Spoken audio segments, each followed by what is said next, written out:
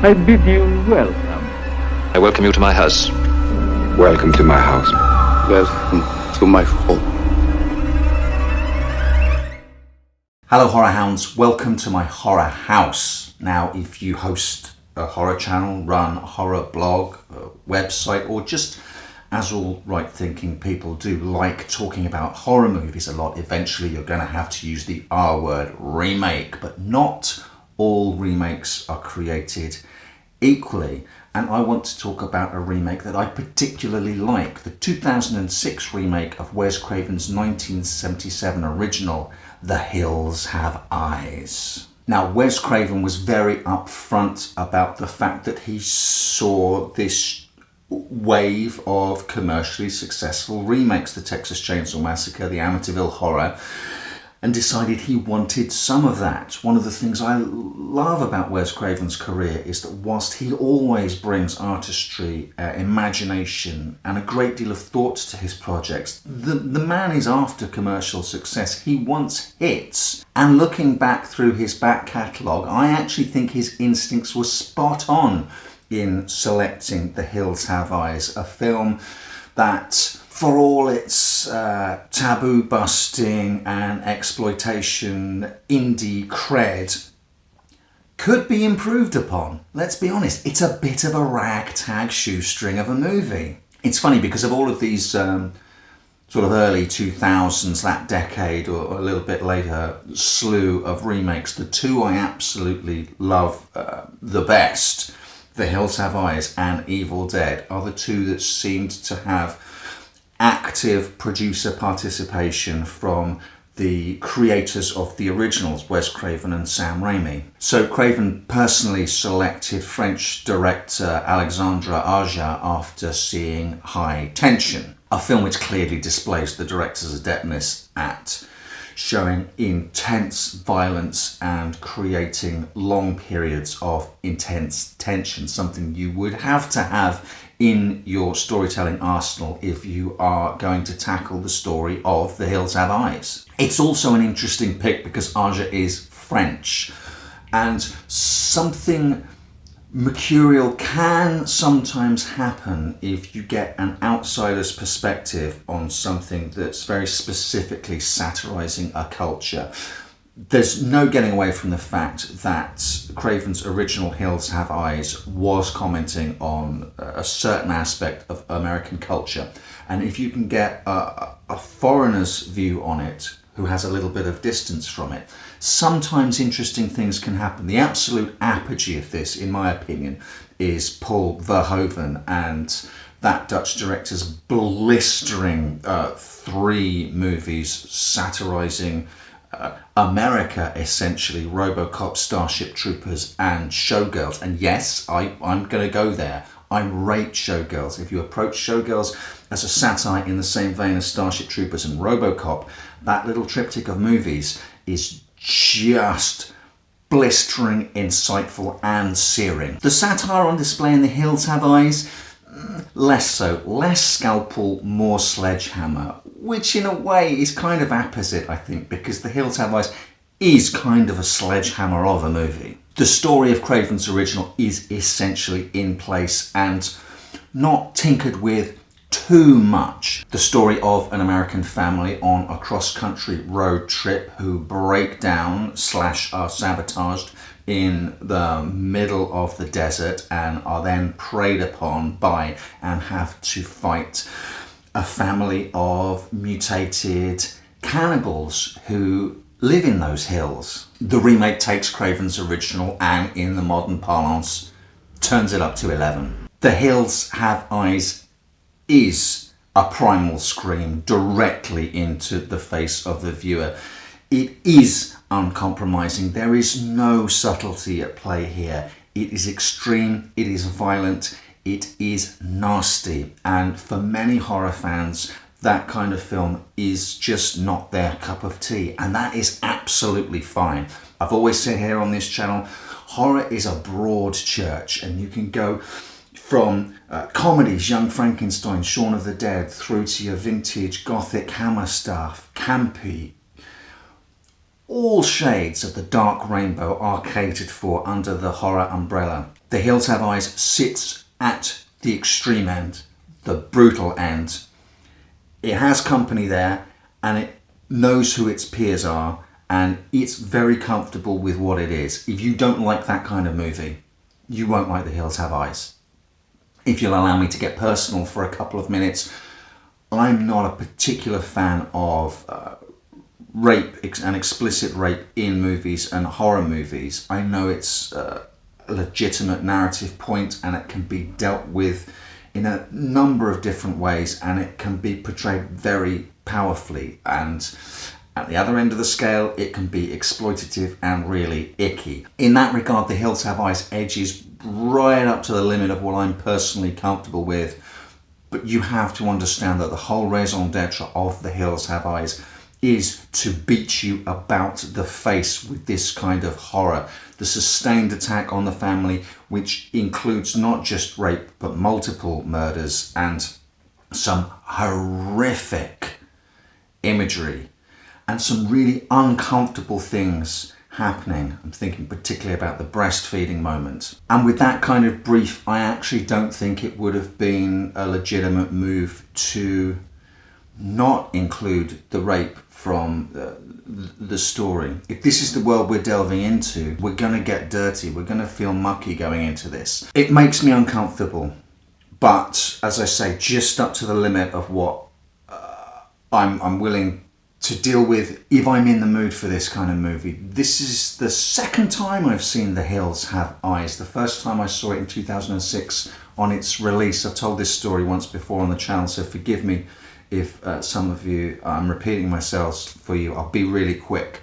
When that movie came out, I had just had a bit of a depth charge to my life. My fiance, the person I've been with for 9 years, had just left. I mean, the whole cliche. I came back one afternoon and she was gone, and she'd left a note, and I found out that she'd been cheating on me, and I was sort of reeling. My world was in absolute flux. Everything I thought was stable was now unstable. The movie came out literally during the shell shock phase of that. For the 90 odd minutes of that movie, it screamed in my face and hit me about the head with so much brutality and violence that it took that kind of mental shaking to get me out of my head, which I absolutely needed. I needed a vacation from my life,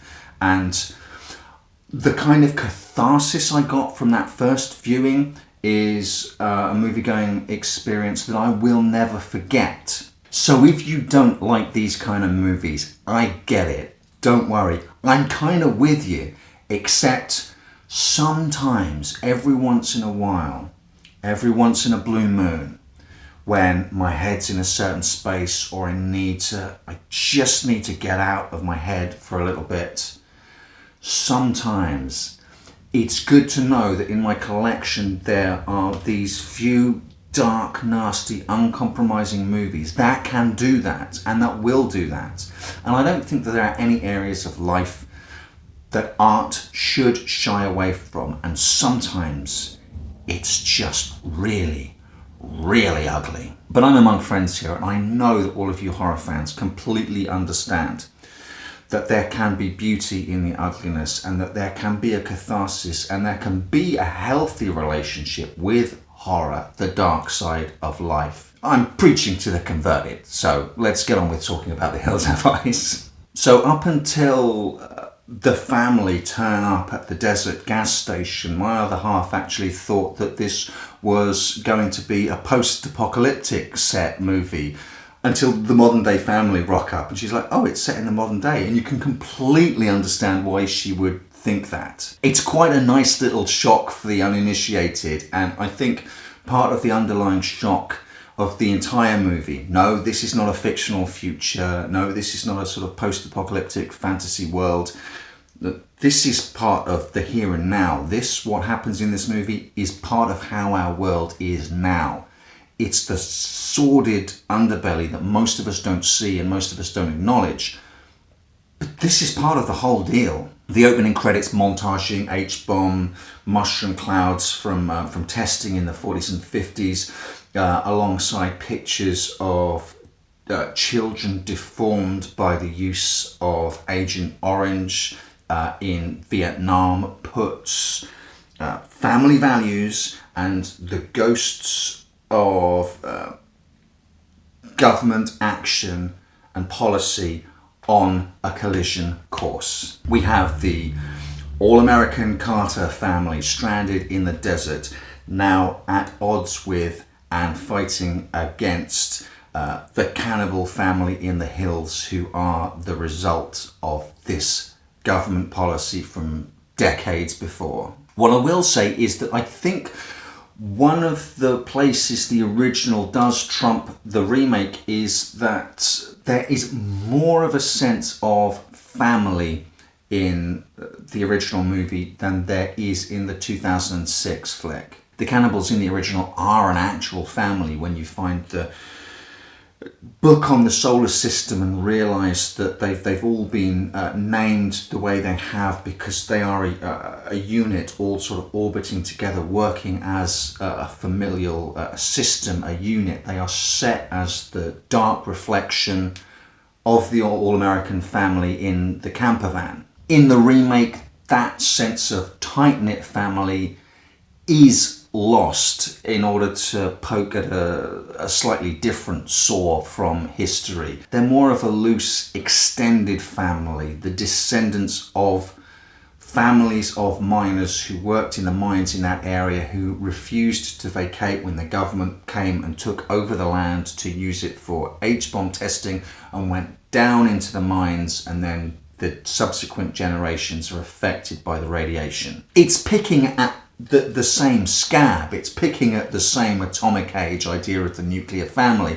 It's just not quite as neatly pitting two different definitions of family against one another. And all throughout, starting with a clip from 1950s television, then the montages of the H-bomb tests, there are little allusions and images from the 1950s all the way throughout, including, I imagine, the very retro-looking Airstream mobile home that the Carter family are using. This nice, slightly twee notion of the nuclear family have to face off against, if you'll excuse the pun, a literal nuclear family. Like I say, it isn't subtle, but I love the fact that the film really leans into it.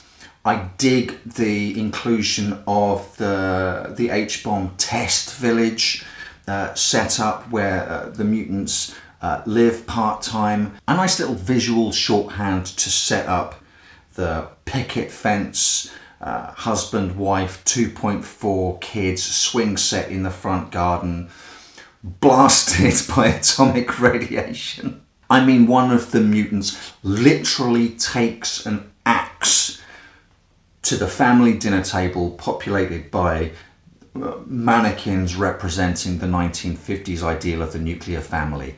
I'll say it again, this film isn't subtle. Big Bob, the patriarch of the family, is an ex-cop, loves his Second Amendment rights, digs at his son-in-law for being a Democrat, and this son-in-law, Doug, is clearly set up to visually and narratively be an analogue to Dustin Hoffman's liberal beta male intellectual character from Straw Dogs. So considering where this film plants its flag, the greatest crime it could commit on its own terms would be not delivering on the tension, not delivering on the violence and the discomfort factor it tries to engender in its viewers. And on those terms, The Hills Have Eyes succeeds.